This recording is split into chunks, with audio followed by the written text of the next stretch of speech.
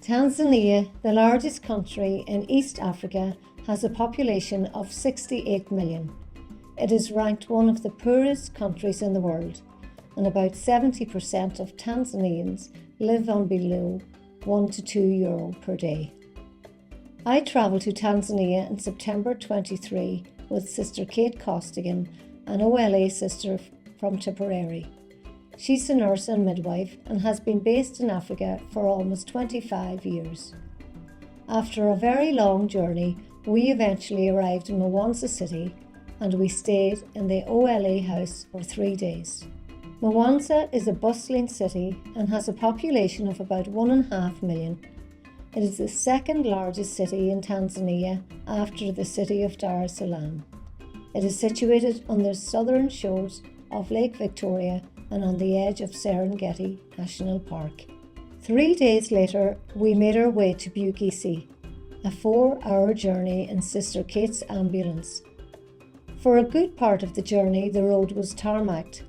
The weather was dry and hot, huge expanses of dry, arid land on both sides of the road, mud houses dotted here and there.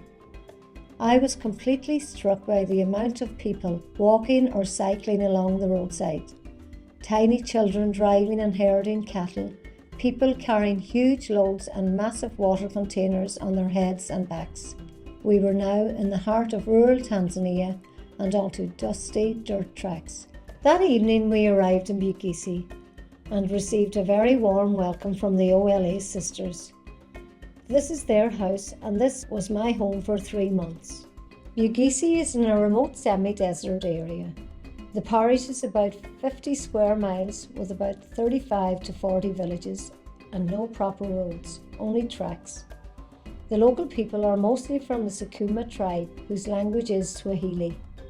Their main source of livelihood is farming, which is often subject to drought. During my time there, we visited many homes and villages and received a very warm welcome from these beautiful people. So now I'd like to tell you a little bit about their lives. In rural areas, most people are living in mud houses under very primitive conditions. These houses vary in size, but most of them have at least 2 rooms. In some cases, I even saw animals such as goats or sheep sharing a house with the family. Here you can see Benedict's family home. Benedict was a little boy who died in early 23 at the age of 14 from cancer. He had battled cancer for many years, and with the help of the OLA sisters, he received treatment and many surgeries. But unfortunately, Benedict passed away last year. The OLAs helped build a home for his mother and her large family. Here we see them in their new clothes and Irish jerseys, which were kindly donated by family and friends of mine. The children were delighted with their new soccer ball too. 2 of the girls in this picture have not been in school since primary school, as they were working on their small farm.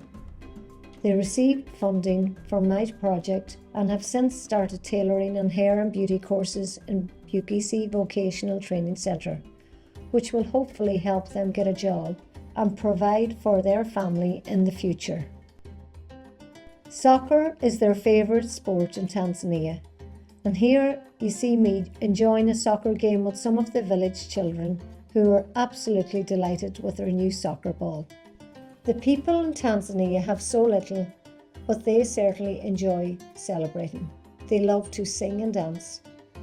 I had the privilege of attending a wedding in the local village, and there was plenty of song and dance. Afterwards, we walked to the bride's home for the after party. 4 cows had been killed, and this was part of the dowry from the groom, the bride price. The majority of Tanzanians live in rural areas, and the country's rural population relies on subsistence farming as its primary employment and source of food. Subsistence farming is when a family grows or harvests enough food to feed themselves and then store the remaining food until the next harvest. This means they must allocate all their time to attending to their farms and animals, which of course impedes them from earning an income and being able to escape the cycle of poverty. It's a vicious circle for sure. A subsistence lifestyle allows for self-reliance when farming conditions are ideal. However, conditions for the farming season in Tanzania are rarely consistent. Regional weather and climate-related issues such as extended droughts and flooding play an important role in determining whether adequate levels of food will be produced for families. When these trends occur, households generally cannot produce enough food to meet their nutritional needs. Households often experience food shortages that last, on average, at least 3 months per year. Here we can see many pop-up style businesses where families are trying to earn an income outside farming. And here we see Isaila's Pub, or here's a hairdresser with her own hairdressing business washing her customers' hair outside the premises using a bucket of water. And this man is doing the ironing, making a living for himself and using coals to heat the iron. Markets are very popular in big towns in Tanzania. Sewing and tailoring is a huge business in this country, and clothes are not generally bought off the shelf, they're made from scratch. So back to the O'Grady sisters. A little bit now about why they've set up in rural Tanzania and about the work they're doing in Bugisi, Tanzania. I'd also like to tell you a little bit about my work while I was there in Bugisi. So here you see Bugisi, where I spent most of my time when volunteering there for 3 months. Bugisi is a small rural mission which was handed over to the O'Grady sisters back in 1994, with only a small clinic and one basic small ward. No other structures were on the grounds at that time. Today, thanks to the amazing work of the sisters, it's a very large mission providing many valuable services to the poor of rural Tanzania. These services include a fully fledged health centre, a vocational training centre, an English medium nursery and primary school, and an oil pressing mill. Here we see the Bugisi Vocational Training Centre and its principal Sister Odile and some of the lovely students there. This centre was set up in 1994. It's a residential training centre for youths aged between 15 to 22 years old who come from impoverished families or from abusive family situations. Early and forced marriage is very common in rural Tanzania. Many young women are forced to marry before the age of 18. Many of these youths have a lack of family support as a result of economic hardship, and many of them have very little education. So, to prevent the continuation of these oppressive situations, in 1994 the O'Grady set up this training centre so that vulnerable young adults like these can be supported to learn skills of their choices, free from threats, and become economically independent themselves. The Vocational Training Centre provides the opportunity to learn employable skills such as cookery and catering skills, hairdressing, knitting, electrical skills, secretarial skills, soap making, batik making, tailoring and dressmaking. There is even a driving school there. The centre has in recent years been upgraded and registered to a vocational training level, and these young people leave here with an official certificate in their chosen area. There are currently over 40 youths at the centre, coming from very poor families. When these youths have a means of livelihood, they can make decisions for themselves. They can provide for their own needs and also support their families. They can overcome abusive and exploitative family situations by getting onto the job market or setting up their own small businesses. Funds raised by myself were used to sponsor 13 pupils for their further education in this centre. Monies from a very generous donor were also used to purchase sewing machines for some of the youths who were on the tailoring and sewing course in BVTC. The centre is indebted to the donations received from donors like yourselves in supporting these young people. The support given to the OLAs to enable them to serve more youths like this is very, very much appreciated. The fully fledged health centre which is managed by Sister Kate Costigan, my travel companion, who is a nurse and midwife, and by Sister Lucy. This centre has many outreach programmes to the surrounding villages and renders many high quality and affordable health services for the people of Bukisi and the surrounding area. It includes maternity services, inpatient, outpatient services, eye treatment camps, and much more. It also has a HIV test and treat service for the thousands of patients with HIV in the area. There are over 1 million people living in Tanzania with HIV. The OLAs, led by Sister Kate, recently launched a project in Tanzania aimed at those living with AIDS. This was supported by Gilead Sciences and other agencies and other NGOs. Today, Sister Kate and others continue to visit these people and their families on a regular basis, supporting and counselling them and regularly testing them to ensure they know their HIV status. Retroviral drugs are distributed to patients who test positive. In Bukisi, a newly constructed wing of the Care and Treatment Centre for HIV/AIDS sufferers has opened in the health centre, bringing great hope to this region. I was privileged to meet many of these people and their families at a HIV club where we enjoyed sharing stories, singing and dancing. I worked in the health centre during my time there, helping out with menial tasks, but most of the time I spent painting murals in the children's wards, the malnutrition unit and in the large hall there. Some of my paintings can be seen in the following slides.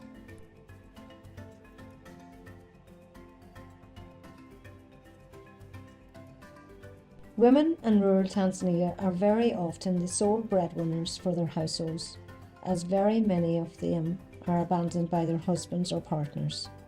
Very often they lack access to education and resources. Poverty among widows, orphans and single mothers is especially prevalent in Tanzania. OLA projects aim to empower women to become self-sufficient by providing training for them in varied skills and courses. These courses allow these women to set up small businesses of their own, such as the production of liquid soap, a hot pot rental service where the women can sell food at various events such as weddings, market stalls or community gatherings. I had the pleasure of meeting many of these women at a social gathering in a village outside Bukisi. So now we see the OLA English Medium Nursery and Primary School in Bukisi, which provides quality education in this rural area and serves many of the surrounding villages. The school began with a small classroom at the Bukisi Vocational Training Centre back in 2012. But in 2015, a new purpose-built school was built with the building cost covered by OLA Irish Province. To make it possible for children from the surrounding 35 villages to attend the school and to reduce the need for boarding, the OLAs invested in 2 school buses. The first new bus was purchased thanks to the generosity of the people in Ireland, and in a particular way to the people of Bray and surrounding areas who raised funds to buy the first bus. There are currently over 350 children registered in the school. There's a very fine library there, and many of the books in it were donated from schools in Ireland, even from schools in our own local area. Here we see a group of pupils from Primary 7 graduating from the school. I had the privilege of attending the graduation ceremony, and it was an extremely joyous event. The OLAs very much appreciate the generosity of donors who sponsor and support these pupils, whose families would otherwise not be able to afford to educate them. I spent a lot of time in OLA school. I was working with the principal, Sister Comfort, formulating school policies, school planning, etc. I was also involved in teacher training sessions. The teachers here are doing an amazing job, and every one of them want their students to succeed. However, resources and learning materials are limited, and teachers rely mainly on the blackboard and chalk. But the teachers are so passionate about their work and wanted to learn new techniques and ways of engaging students. So we enjoyed sharing our ideas and methods, and we did learn a lot from each other during the training sessions. The teachers, staff and pupils of OLA and Moreau National School got to meet each other via Zoom, where children shared stories, music and dance with each other. The children of OLA were shown around Moreau National School, viewing group work, games, colourful displays and etc. Both sets of children enjoyed meeting each other. I was also teaching maths, English and music to the pupils in the school, the most respectful, well-behaved, happiest children you'd ever meet. They absolutely loved the games we played and the group work. They loved learning the tin whistle and made very good progress. I painted murals on the walls of the assembly hall and in classrooms, and was helped by the children and staff who will hopefully continue to decorate the classrooms and painting murals and artwork around the school. In the following slides you can see some of my paintings and two of the classrooms in the nursery that were completely renovated. They were painted, tiled and decorated.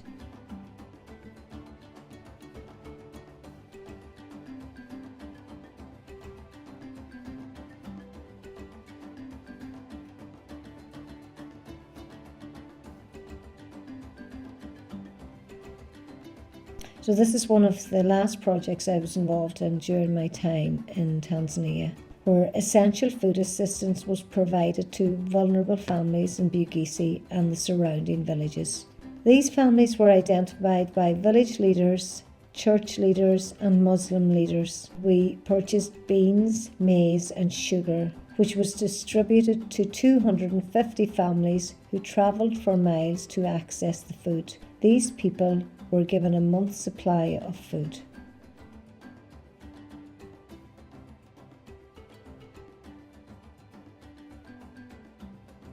So my time in Bugisi came to an end in December 2023. I was given a wonderful send-off by the OLA staff, pupils and OLA community with a great lively Tanzanian party taking place in the school assembly hall. A wonderful event, but a very, very sad day too. I will never forget my time in Tanzania, one of the most rewarding, memorable experiences of my life with the most special people. Gora Mila Mila Mahikufalig, or as they say in Tanzania, Asante Sana.